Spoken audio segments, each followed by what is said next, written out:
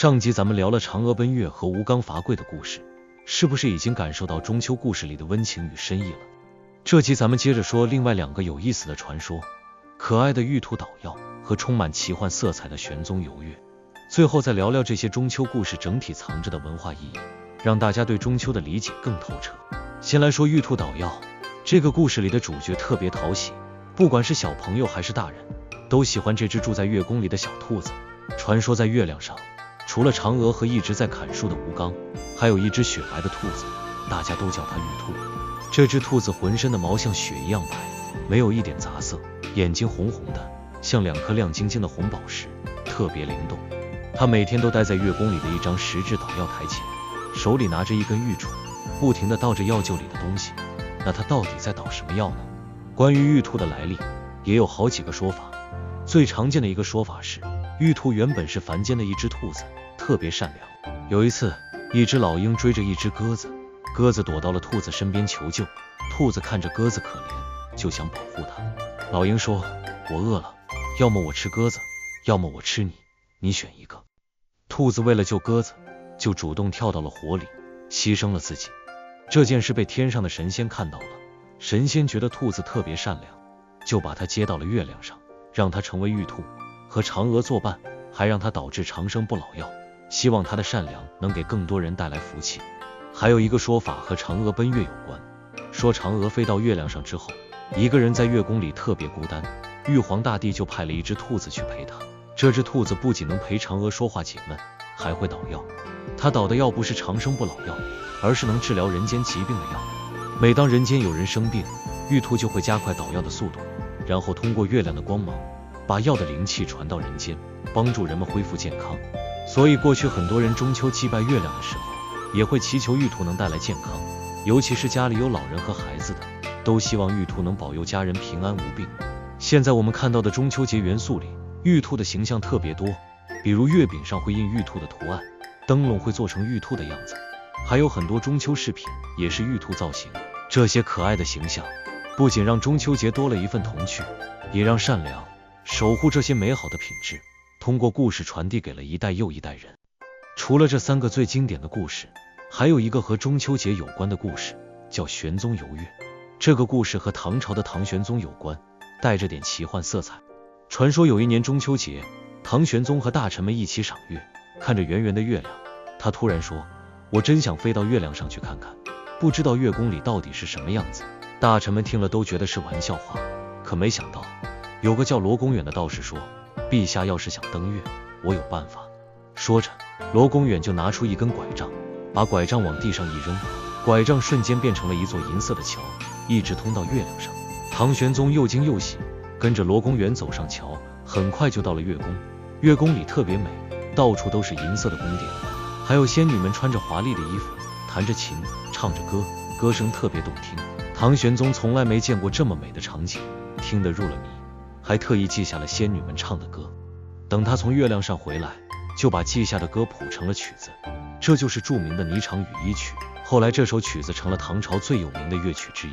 很多人都会演奏。这个故事虽然带着神话色彩，但也能看出来古人对月亮充满了好奇和向往，而中秋节正好给了大家一个借月抒情、展开想象的机会，让月亮不只是一个星球，更成了承载美好愿望的精神寄托。这个故事虽然是神话传说，不是真实发生的，但却能看出古人对月亮的好奇和向往，而中秋节正好给了大家一个借月抒情、展开想象的机会，让月亮不只是一个遥远的星球，更成了承载人们美好愿望的精神寄托。不管是想念远方的亲人，还是对未来的期盼，都能对着月亮诉说。聊完这4个经典的中秋故事，大家可能会发现，这些故事虽然情节不一样，主角也不同，但都和月亮、美好、牵挂这些关键词紧紧联系在一起。嫦娥奔月里藏着对家人的牵挂，吴刚伐桂里藏着对坚持的提醒，玉兔捣药里藏着对善良的赞美，玄宗游月里藏着对美好的向往。古人之所以会把这些故事和中秋节联系在一起，其实是想通过故事把一些重要的价值观传递给后人，比如善恶有报、坚持到底、善良可贵，还有对家人团圆的渴望。而且这些故事也让中秋节变得更有仪式感。现在大家中秋赏月的时候，看到天上的圆月，就会想起嫦娥在月宫里思念后羿，想起吴刚在砍桂树，想起玉兔在捣药，仿佛月亮上真的有这么一群邻居，让冰冷的月亮变得温暖起来。吃月饼的时候，也会想到团圆的意义，因为嫦娥和后羿不能团聚的遗憾，让大家更珍惜和家人坐在一起吃月饼，聊家常的时光。这些故事就像一条无形的纽带，把过去和现在连接起来，让中秋节不只是一个简单的节日，更成了传承文化、传递情感的载体。可能有人会问，这些故事都是古老的传说，又不是真实发生的，为什么还要一直讲下去呢？其实答案很简单，这些故事里藏着咱们中国人的精神密码，比如团圆，是嫦娥奔月里嫦娥和后羿的遗憾，也是现在大家中秋放假后，不管路有多远，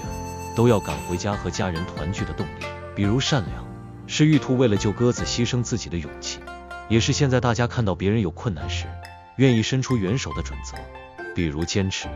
是吴刚明明砍不倒桂树，却依然不放弃的执着，也是现在大家面对工作、学习中的困难时，鼓励自己不退缩的力量。这些道理如果只是生硬的讲出来，可能没人愿意听，也不容易记住，但通过故事的形式，就变得生动有趣。就算是小朋友，也能从故事里明白要善良，要坚持，要珍惜家人。这就是故事的力量，它能把抽象的道理变成具体的情节，让每个人都能从里面找到自己的影子，也能学到有用的道理。现在虽然时代变了，科技也越来越发达，大家了解故事的方式也多了很多，比如通过动画片、绘本、短视频，甚至是虚拟现实技术，能更直观地看到故事里的场景。但这些经典的中秋故事依然没有过时，因为它们不只是老掉牙的传说，更是咱们中华文化的一部分，是祖祖辈辈传下来的礼物，里面藏着咱们民族的情感和智慧。每当中秋节来临，把这些故事讲给身边的人听，尤其是讲给小朋友听，让他们知道嫦娥奔月的浪漫，吴刚伐桂的坚持，玉兔捣药的善良，玄宗游月的奇幻，就能让这些故事一直传下去，让中秋节的文化味道一直延续下去，不会随着时间的流逝而消失。总的来说，中秋节的故事就像天上的月亮一样，温柔又有力量，他们陪着一代又一代人度过一个又一个中秋，也让大家在听故事的过程中感受到文化的温度、情感的重量。希望通过上下两集的介绍，能让大家对这些中秋故事有更多的了解，以后在赏月的时候能想起这些藏在月亮里的故事，让每一个中秋节都过得更有意义、更有味道。最后也祝大家每一个中秋都能和爱的人一起，伴着圆圆的月亮，听着温暖的故事，享受这份独一无二的团圆温暖。如果你喜欢今天的内容，除了点赞、关注和分享，也可以请我喝杯咖啡哦。